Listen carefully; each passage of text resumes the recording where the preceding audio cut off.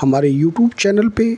दोस्तों, हम उपस्थित हैं आज आपके बीच एक नई श्रृंखला के साथ, और वह है करंट अफेयर्स की श्रृंखला, जिसमें हमने कलेक्ट किया है कुछ इम्पोर्टेंट मटेरियल जो आपके असिस्टेंट प्रोफेसर के एग्ज़ाम के लिए अत्यंत महत्वपूर्ण हैं। दोस्तों, हमारा प्रयास है कि इसमें हम उन्हीं मटेरियल्स को संकलित करें जो आपके सिलेबस के अकॉर्डिंगली हैं, जिसमें हमने राष्ट्रीय अंतर्राष्ट्रीय घटनाओं के साथ साथ प्रमुख व्यक्तित्व और खेल संबंधी जानकारियां तथा विज्ञान संबंधित जो विकास हैं, जो रिसर्च हैं, उनको शामिल करने का प्रयास किया है। बिना देर किए हम शुरुआत करते हैं अपने पहले कंटेंट के साथ। पहला कंटेंट है राष्ट्रपति और प्रसिद्ध वैज्ञानिक डॉक्टर APJ अब्दुल कलाम की पुण्यतिथि 27 जुलाई 2020 को DRDO ने देश के इनोवेटर्स और स्टार्टअप्स को बढ़ावा देने के लिए किस नाम से नवाचार प्रतियोगिता शुरू की है। इनोवेटिव जो कॉम्पिटिटिव है वह शुरू की है, वह इसका जो सही जवाब है वह है डेयर टू ड्रीम 2.0। यह जो है शुरुआत की गई है अब्दुल कलाम आज़ाद की पुण्यतिथि से। दूसरा कंटेंट्स जो आपके लिए ज़रूरी है वह है भारत की पहली सौर ऊर्जा संचालित नौका, जिसे हाल ही में इलेक्ट्रिक बोट्स और वोटिंग में उत्कृष्टता के लिए प्रतिष्ठित गुस्ताव ट्रवे अवार्ड से सम्मानित किया गया, वह है आदित्य। उसे आदित्य के नाम से जाना जा रहा है। अगला है वह राज्य सरकार जिसने जून 2020 में दुनिया का सबसे बड़ा प्लाज्मा थेरेपी टेस्टिंग कार्यक्रम प्रोटेक्ट प्लेटिना का प्रारंभ किया, वह कौन सी गवर्नमेंट है, कौन सी राज्य सरकार है भारत की, तो वह है महाराष्ट्र सरकार। अगला, केंद्रीय मानव संसाधन विकास मंत्री रमेश पोखरियाल ने छात्रों के मानसिक स्वास्थ्य के लिए, मेंटल हेल्थ के लिए, देखभाल के लिए 20 जुलाई 2020 को किस पहल की शुरुआत की। दोस्तों, उस पहल का नाम है मनोदर्पण। भारत में कब से उपभोक्ता संरक्षण अधिनियम 2019 लागू हुआ है। हम आपको बता दें कि भारत में जो उपभोक्ता संरक्षण अधिनियम 2019 है वह 20 जुलाई 2020 से लागू किया गया है। जुलाई 2020 में जारी दुनिया के 48 देशों के वार्षिक वैश्विक विनिर्माण जोखिम सूचकांक 2020 में भारत को रैंकिंग प्रदान की गई है। तो इसमें दोस्तों भारत को जो रैंकिंग मिली है वह तीसरी रैंकिंग है। अगला जो सातवां कंटेंट्स है आपके लिए, गोधन न्याय योजना के तहत किसानों से गोबर खरीदने वाला देश का पहला राज्य कौन बना है। छत्तीसगढ़ इसका सही जवाब है। आठवां, रेल यात्रियों की स्क्रीनिंग और निगरानी को तेज करने के लिए हाल ही में भारतीय रेलवे के सेंट्रल रेलवे जोन द्वारा किस नाम की एक आर्टिफिशियल इंटेलिजेंस इनबिल्ड रोबोट को लॉन्च किया गया है। रोबोट संबंधित प्रश्न दोस्तों आयोग में आते रहे हैं, तो इसका जो नाम दिया है रेलवे ने उसका है नाम कैप्टन अर्जुन। नौवां कंटेंट्स आपके लिए है, जुलाई 2020 में 100% घरों में LPG गैस कनेक्शन पहुंचाने वाला देश का पहला राज्य बना। दोस्तों, आपके स्मृतियों में अगर होगा तो पहली बार प्लास्टिक की कैरी बैग को प्रतिबंधित करने से संबंधित एक प्रश्न पूछा था आयोग में, और वह हिमाचल प्रदेश से संबंधित था। और यहाँ पर भी हमने जो संकलन किया है आपके लिए वह यह किया है कि 100% घरों में LPG गैस कनेक्शन पहुंचाने वाला देश का पहला राज्य कौन बना है, तो एक बार पुनः हिमाचल प्रदेश है। इन तरह के तथ्यों को और पैटर्नों को हमें ध्यान में रखना होगा। असिस्टेंट प्रोफेसर की जो GK का पोर्शन है वह निरंतर आपके लिए मेहनत खोजता है, आपके परिश्रम को खोजता है, आपकी रेगुलरिटीज़ को खोजता है। तो इसके लिए आप प्रयास करते रहें, लगे रहें, और हमारे द्वारा जो सुविधाएं प्रदान की गई हैं या की जा रही हैं उसके लिए आप पूरी सजगता के साथ सजग रहें। दोस्तों, हमने अपने बारे में बताया था कि हमारा WhatsApp group, paid WhatsApp group भी संचालित है। अगर आप उसके प्रति इंटरेस्टेड हैं तो जो नंबर डिस्प्ले हो रहा है उस पर आप हमसे संपर्क कर सकते हैं और आप अपनी तैयारी को नई दिशा प्रदान कर सकते हैं। आप प्रैक्टिस सेट और जो भी मटेरियल जो सिलेबस को कवर करते हुए हैं उसको पूरी तरह से पा सकते हैं। बहरहाल हम बढ़ते हैं अगले कंटेंट्स की तरफ, और अगला कंटेंट्स है अप्रैल 2020 को जारी दुनिया के 180 देशों की विश्व प्रेस स्वतंत्रता सूचकांक 2020 में भारत को रैंक प्रदान की गई? तो हम आपको बता दें, भारत को जो रैंक प्रदान की गई है वह 142वीं रैंक प्रदान की गई है। आगे बढ़ते हैं अगले कंटेंट्स की तरफ, और अगला कंटेंट्स है तमिलनाडु की वह 13 वर्षीय लड़की जिसे हाल ही में संयुक्त राष्ट्र के विकास और शांति संघ द्वारा अपना goodwill ambassador for the poor यानी कि जो राजदूत नियुक्त किया गया है पुअर के लिए, वह किसे किया गया है? तो 13 वर्षीय लड़की M Nethra belongs to Tamil Nadu is the right answer. You have to keep this particular girl in your mind. Next contents is केंद्र सरकार द्वारा 4 मई 2020 तक कितने राज्यों को one nation one ration card योजना से जोड़ा गया है? कितने राज्यों को one nation one ration card, यानी हर एक जगह भटकना नहीं होगा राशन कार्ड के लिए। आपको अपनी जो बीपीएल या जो कुछ भी आपकी क्राइटेरिया है उसको शो करते हुए अगर आप प्रोड्यूस करते हैं उस डॉक्यूमेंट्स को तो आपको असुविधा मिल जाएगी। इस तरह से 17 राज्यों को भारत में जोड़ दिया गया है 4 मई 2020 तक। आगे बढ़ते हैं अगले प्रश्न की तरफ, अगले कंटेंट्स की तरफ। 13 मई 2020 को जारी दुनिया के 115 देशों की वैश्विक ऊर्जा संक्रमण सूचकांक 2020। दोस्तों, ग्लोबल एनर्जी ट्रांजिशन इंडेक्स आप जानते हैं, जो इंडेक्स है उससे संबंधित प्रश्न आयोग में निरंतर आते रहे हैं। तो जितने से ज़्यादा सैन्य अभ्यास और इंडेक्स मिले आपको, आप दिमाग में रखें। तो इसमें भारत को जो स्थान प्राप्त हुआ है वह 115 देशों में 74वां यानी 74th रैंकिंग प्राप्त हुई है।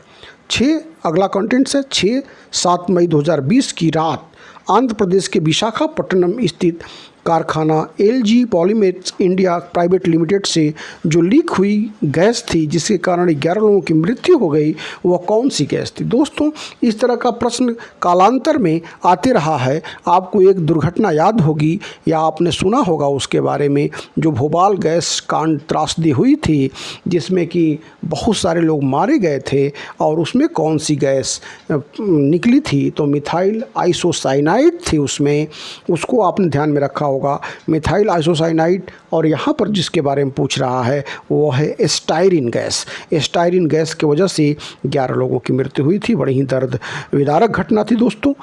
15वां जो कंटेंट्स है, दक्षिणी मध्य रेलवे जोन ने कोविड मरीजों को बेहतर स्वास्थ्य सेवाएं प्रदान करने में अस्पताल प्रबंधन की सहायता करने के लिए किस नाम से रोबोट विकसित किया है? तो इसका जो नाम दिया है दक्षिण मध्य रेलवे जोन ने रेल बोट, उसका जो नाम दिया है उस रोबोट का रेल बोट। अगला है देश भर में 28 फरवरी को मनाए गए राष्ट्रीय विज्ञान दिवस का इस वर्ष का विषय क्या था? दोस्तों, जो 28 फरवरी को राष्ट्रीय विज्ञान दिवस मनाया जाता है, जो कि आप जानते हैं सीवी रमन को जो अवार्ड मिला था जो 1930 में जो नोबेल प्राइज, उसके बिहाफ पर जो रमन इफेक्ट पर उस दिन को हम लोग विज्ञान दिवस के रूप में मनाते हैं। और इस बार का जो विषय था विज्ञान में महिलाएं, वोमेन इन साइंस, यह जो इसका थीम था इस बार का विषय था। अगला कंटेंट्स है नई दिल्ली में फरवरी 2020 को आयोजित अंतर्राष्ट्रीय न्यायिक सम्मेलन का केंद्रीय विषय था। तो इसमें जेंडर जस्ट वर्ल्ड जो था यह इसका केंद्रीय विषय था, जो आयोजित की थी अंतर्राष्ट्रीय न्यायिक सम्मेलन। दोस्तों, इसको ध्यान में रखिएगा। This particular contents is related to international issues.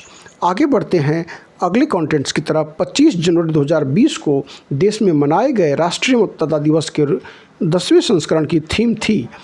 तो जो 10वें संस्करण की थीम थी वह थी electoral literacy for stronger democracy. आप समझ सकते हैं, अगर आपके पास इलेक्टोरल लिटरेसी है तो वह आपके डेमोक्रेसी को स्ट्रॉन्ग से स्ट्रॉन्गर बना सकता है। तो इस बार का यही थीम था। अगला जो कंटेंट्स है महाकाल एक्सप्रेस।